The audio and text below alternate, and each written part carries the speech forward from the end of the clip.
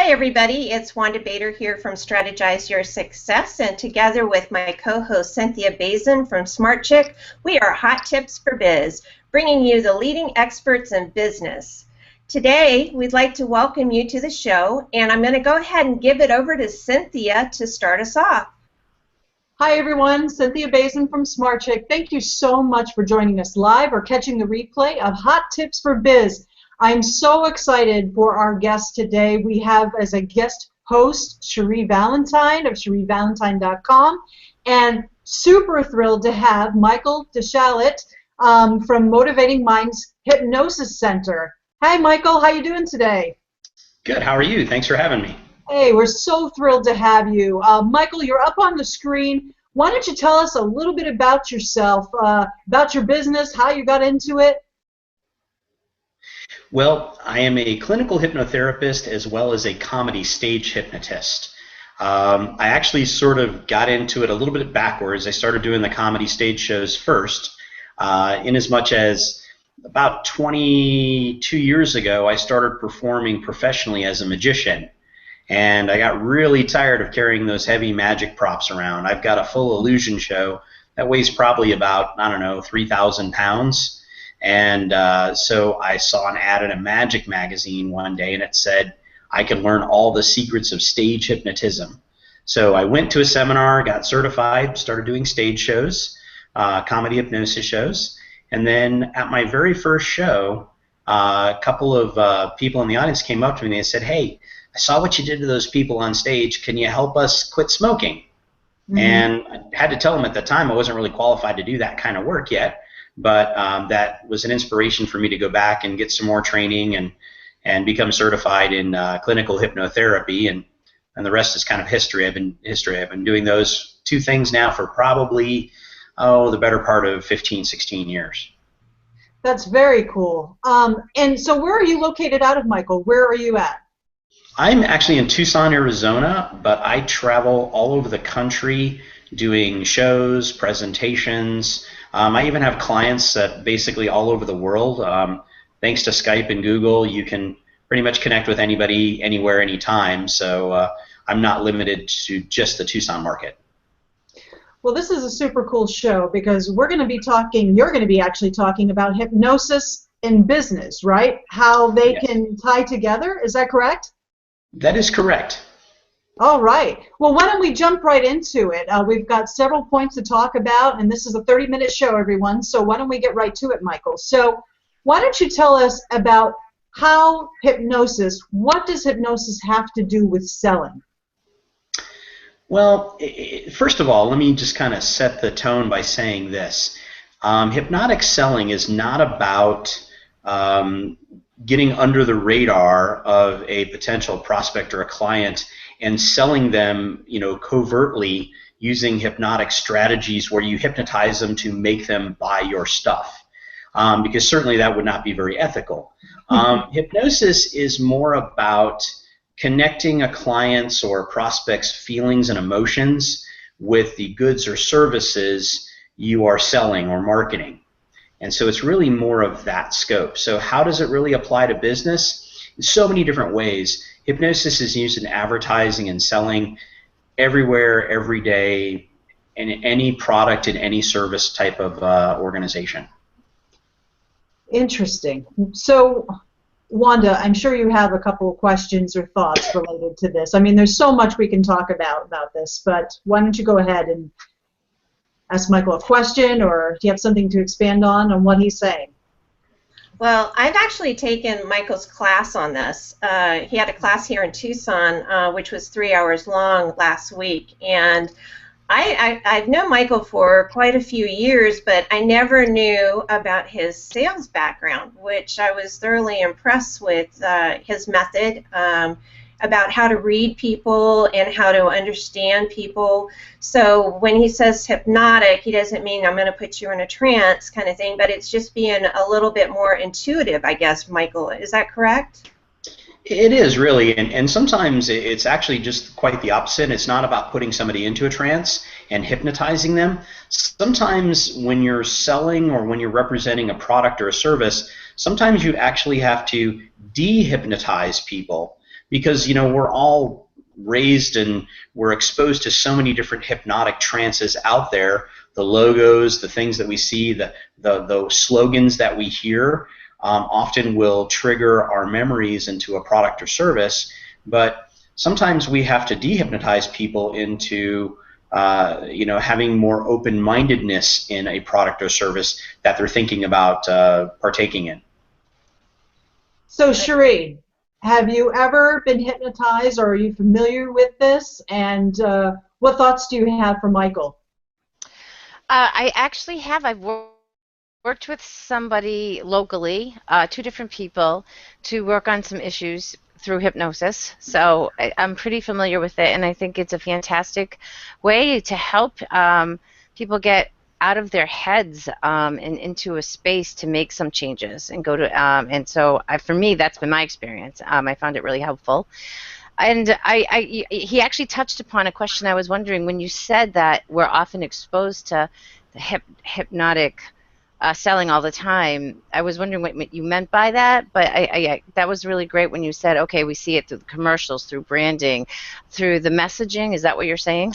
Well, yeah, and too, whenever you watch a commercial, a television show, a movie, the main point is for the people that are producing that movie, that commercial, that television show, is to get you to disassociate with reality for a period of time and associate with their reality, with what they're trying to convey to you. So I'll give you an example, like the Viagra commercials. Where's the guy in that commercial? There's no guys in that commercial, but guys relate to it because it connects to them on an emotional level, on a needs level, on a wants level. We know what the pill is used for, and we know it's for guys, so you don't even have to have a guy in the commercial. You're inspiring gentlemen, who need that product with a feeling, with an emotion, with a need or a want. Very cool, very cool. And Michael, my background it's a psychology background, so there's a lot of psychology involved in this, right? It's not a one-size-fits-all going in to do this because everybody's different, right? So you have to be pretty intuitive and be able to listen well, I would suppose, right, to what your client is saying? Yeah, that's a big part of it. You have to be a good listener. And, when I'm working with clients, hypnotherapy clients, as well as when I'm selling, I try to make everything centered around the client. So when I'm selling, it's needs-based selling. And when I'm working with a client, it's client-centered hypnotherapy. So it's all about what they want to get out of this. And want is such a powerful word. I find with a lot of my clients that they come in and they say, I need to quit smoking, or I need to do this, or I need to lose weight, or I need to control my stress, or whatever it is that they're coming in for. And they use that word need a lot. And then when I get them in my office and we have a chance to talk, I can convert the word need to want with them.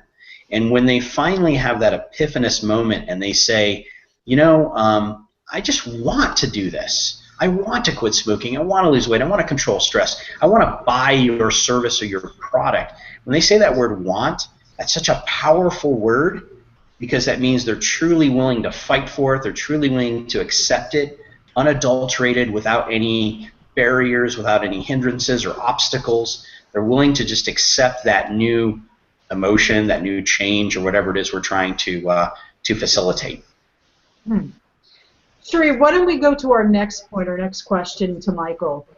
Yeah, I'm actually really excited to hear what Michael has to share with us on this topic. So Michael, from your perspective, how do you build rapport with prospects and clients? I mean, I would imagine it's a bit different from a prospect versus a client. Well, it's actually very similar. First things first, when you're building rapport, you have to seek that permission to be able to build rapport with that person in the first place. I think it's just making sure that you're both on the same page, making sure that you are really that person is really wanting to be in a state of rapport with you. So you have to seek permission first. Certainly there's some hypnotic tools that you can use and tools that are used in NLP, which is neuro-linguistic programming. Things like mirroring, And Wanda and I had fun in the seminar that she took of mine. We played the mirroring game where she sat with her legs crossed, I sat with my legs crossed, and I tried to mirror every movement. It's not about being that hokey or corny, but it is certainly mirroring their wants and needs and being able to relate to them on that level. I also use some other things too that are hypnotic. I try to use as many of their senses or modalities as possible. I try to not just use visual, auditory, and kinesthetic, but if I can, I'll even throw in gustatory, which is the sense of taste, or olfactory, the sense of smell. I try to get all those senses involved. The more that you can align with them, the more rapport you build, and then I start anchoring those modalities, those senses with them too, and always coming back to those. So that way they can kind of get a feeling of the pace that we're setting, and they know, and I know what the expected outcome is too, what they're really looking for, what they want. Michael, I have to ask you to follow up a little bit on that. So I am a new prospect, okay, that you're meeting with me. And how are you going to incorporate sensory, you know what I mean, pieces to try to learn about me or taste? Like, so I'm a business person and, you want to work with me. Can you kind of give like a real life example, sort of like what you would do for those type of things? Well, sure. I mean, if you came to me for hypnotherapy services, and let's just say you wanted to take your business to the next level, you were experiencing some sort of blockage, or you're very successful, but you wanted to take it up a notch. So it starts with simple questioning, and that's part of that seeking permission. And it sounds so simple, and I'll say this rather crudely, but I would simply just ask you, so why are you seeing me? Why are you here?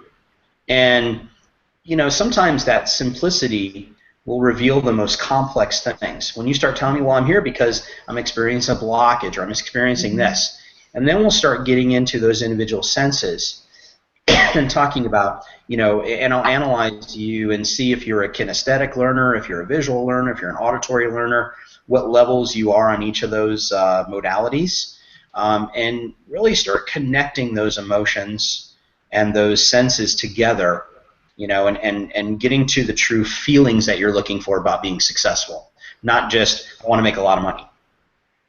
Okay. Wanda, any thoughts on that for Michael, or a follow-up question? I have a follow-up question. You had said something about you can create needs for a client. What do you mean by that, Michael, when you create a need? Well, and you can't. That's sort of a little bit of a false statement in a way when I say it too. You can't create needs for somebody if they don't need what you are selling or offering to them. However, it's more about getting them to uncover their needs. Oftentimes, a client will come to me, say, for smoking cessation or weight management, and that's their need. Their need is to lose weight or to stop smoking or stop any other habit. Well, the problem is that may not be their only need. The reason why they smoke or are overweight is typically some underlying need that they have. It's a need to take control of their life, a need to make proper decisions, a need to control their stress, or to just make better decisions, really, is ultimately what it boils down to. And take control of their thoughts, feelings, and emotions. So a lot of times what they come to see me for is not always everything that they're coming to see me for, so I have to help them uncover their needs. So it's somewhat creating needs for them, needs that they didn't realize they needed at the time, or that they had at the time when they came to see me. How true that is that, what you think is really the issue isn't really the core. Don't you find that, Cherie, in your business, that clients that come to you is that they might be coming for something, but it's really not the underlying concern? I find that all the time. It's true what Michael is saying, is we really need to take some time to really help them understand why they're really here.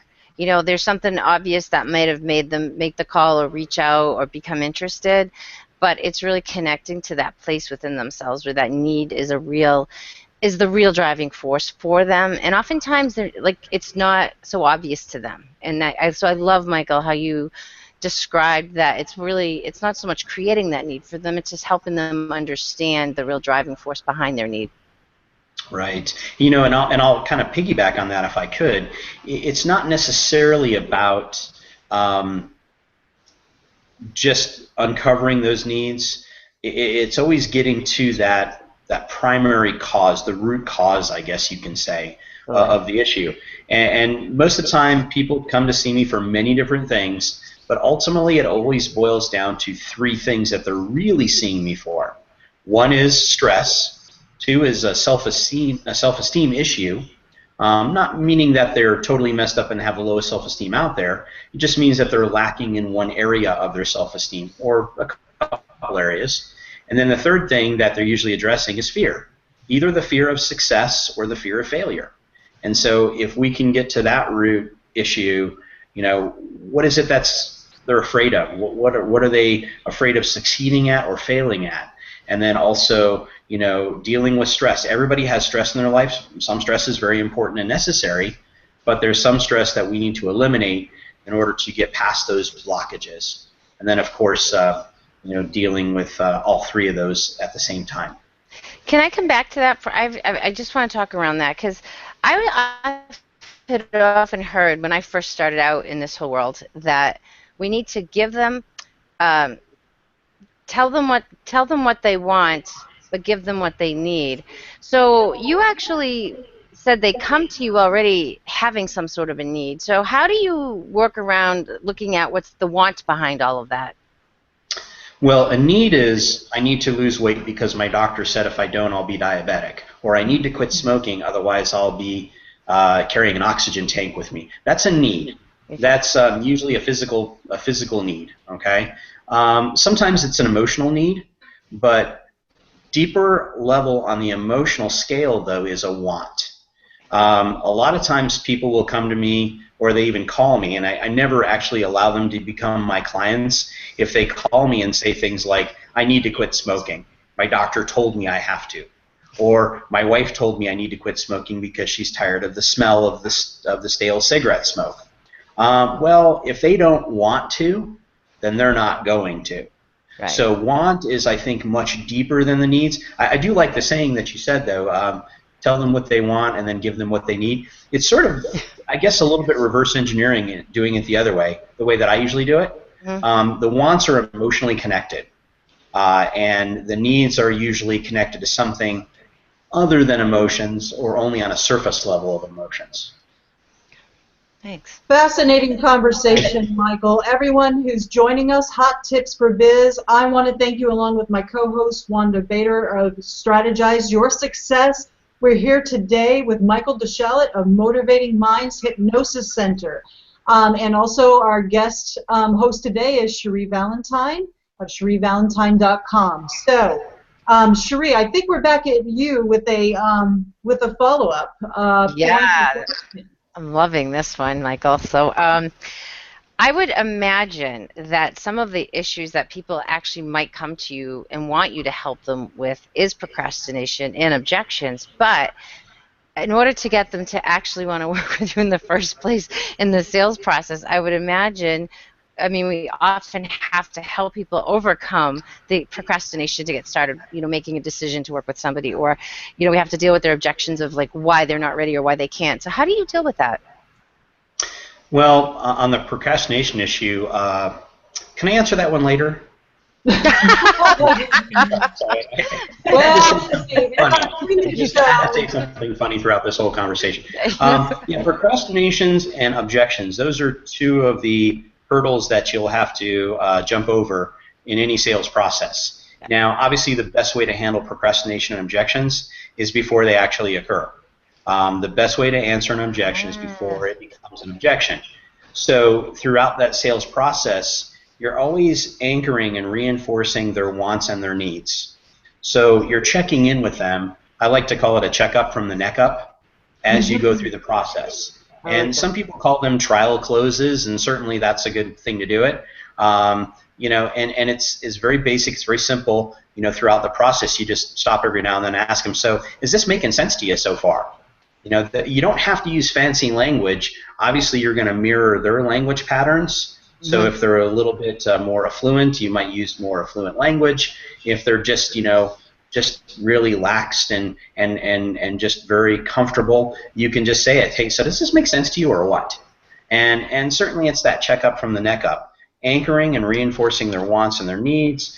And then when you do get objections, remember this, or even procrastination. Procrastination is just objection in a different costume. An objection is purely just feedback. It's not failure. Because somebody throws up a barrier doesn't mean you're not doing a good job selling what you're selling or offering what you're offering. It's just merely they're giving you feedback. And there's a term used in NLP, Neuro-Linguistics Programming, and it's called the map is not the territory, which means basically that what you're saying is not how they're hearing it. So you have to then vary your behavior or vary your language patterns until you get the desired outcome. And then sometimes you do have to shake up their snow globe of life, as I like to refer it to, and interrupt the pattern. Maybe take a break, maybe take a pause, shift topics, shift gears a little bit. Don't be afraid to do that, appropriately, of course, in any sales conversation. But the main thing is remembering that failure is only feedback. Objections are just feedback.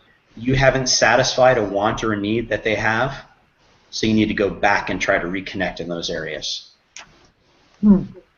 Isn't it so true, Wanda, in business? That's where people get really stuck, is when there's an objection, right? Is that they just don't know how to handle it, right? I mean, I hear it all the time, so anything you want to add to what Michael's saying, Wanda?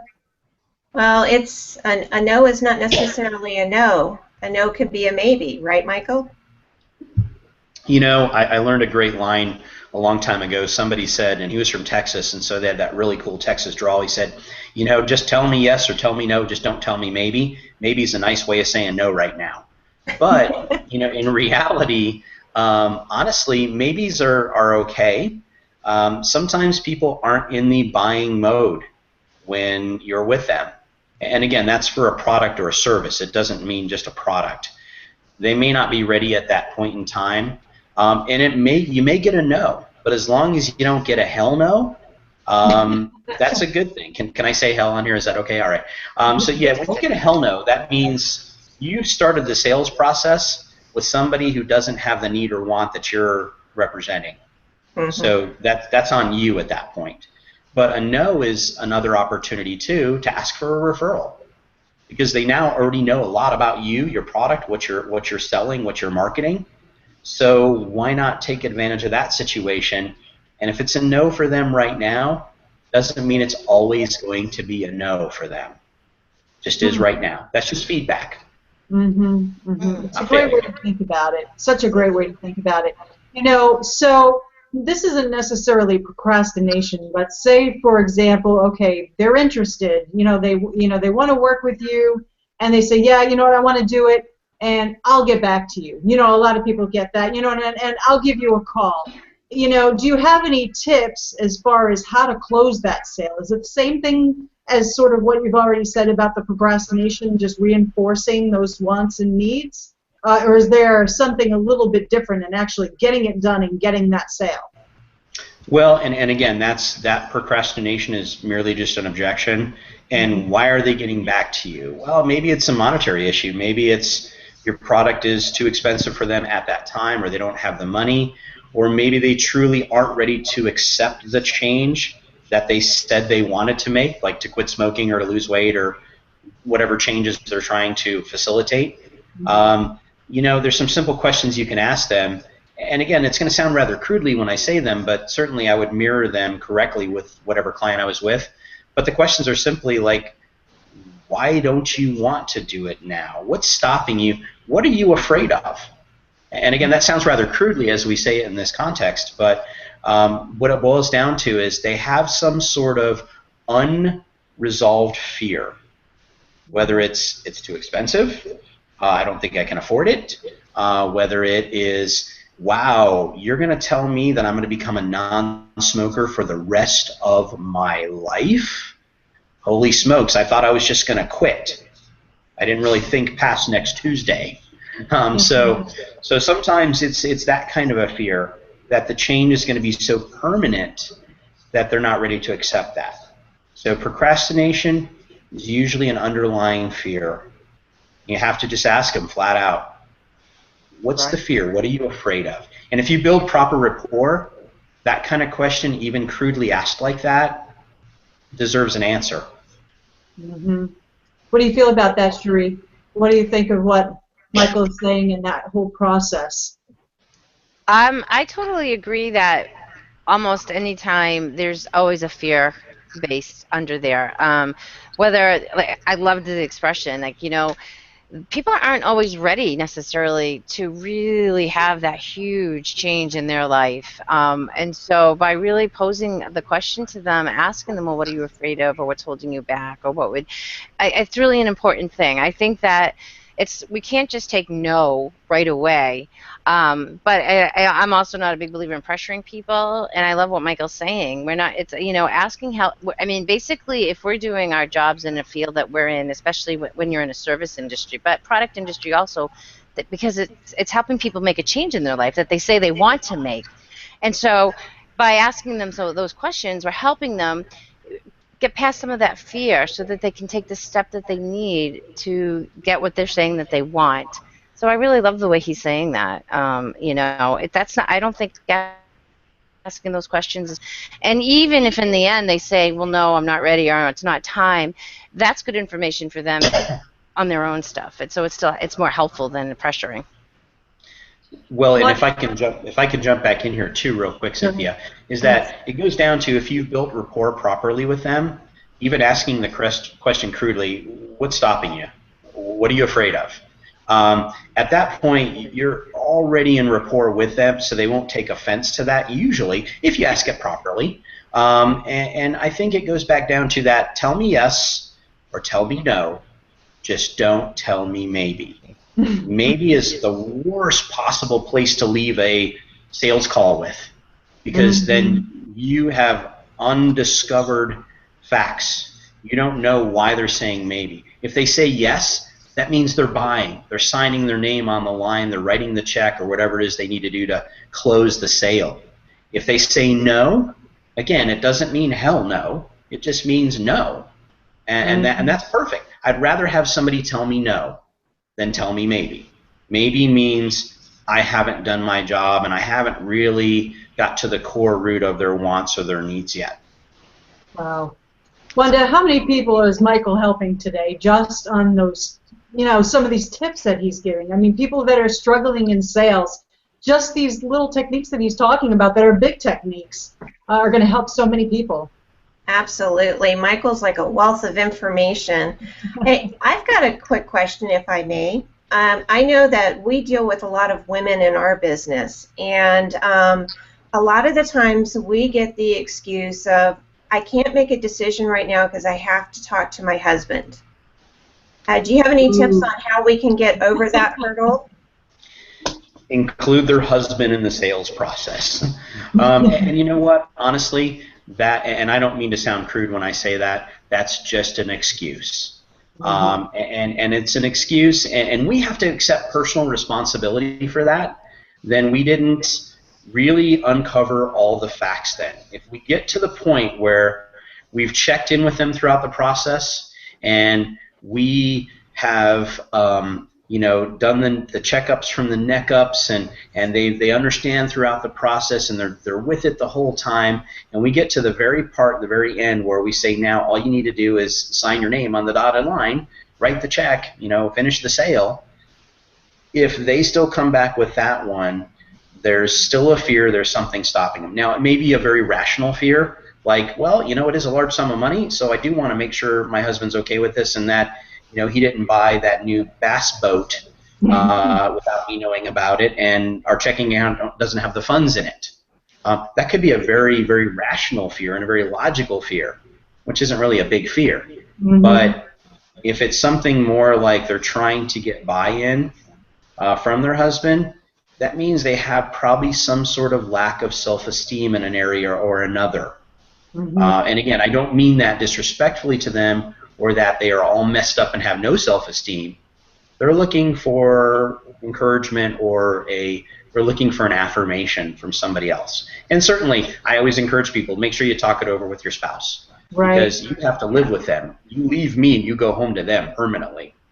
So it's important. Well said, Michael. You know what? I can't believe that this half hour is like at the half hour. This show went by so fast. So I do want to give you a minute or two just to tell us what's next for you, what's going on, how can people get in touch with you, whatever you'd like to say, Michael.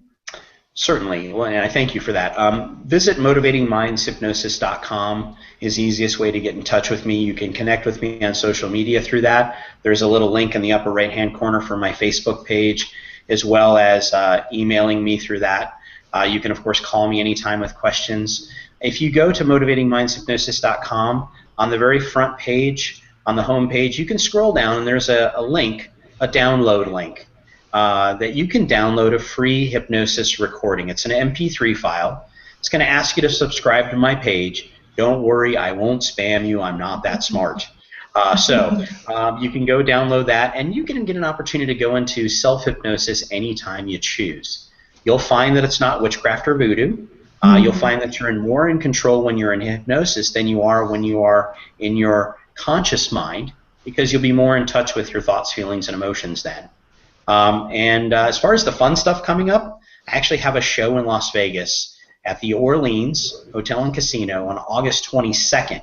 It's part of a large hypnosis conference, but we have commandeered the theater for 3 days to do public shows, and I will be the featured hypnotist doing my comedy stage hypnosis show there on August 22nd. You can go to the Orleans, and you can purchase tickets right online there, and I would love to see you at the show. It'd be a blast. Awesome. Thank you so much, Michael, for being on the show today. It was a fascinating conversation, and I can't wait to tell my Vegas folks to go to your show at the Orleans. On behalf of me, thank you so much. And Cherie, thank you so much for being a guest host today. You were fabulous. I am going to turn it over to my awesome co-host, Wanda Baader, to finish us off for the day. Well, thank you, everybody, for joining us for this show. Thank you, Michael, for the fascinating information that you shared with our audience. And Cherie, thank you so much. It was awesome to have you on the show and getting to know you a little bit today. If you like our show, please come back and join us every Monday at 1 p.m. Pacific Standard Time and 4 p.m. Eastern Standard Time to catch the next hot topic. Thank you, everybody. Bye, everyone. Thank you, Michael. Bye. Thank you, Cherie. Yeah, thanks, Michael. Bye. Thanks for having me.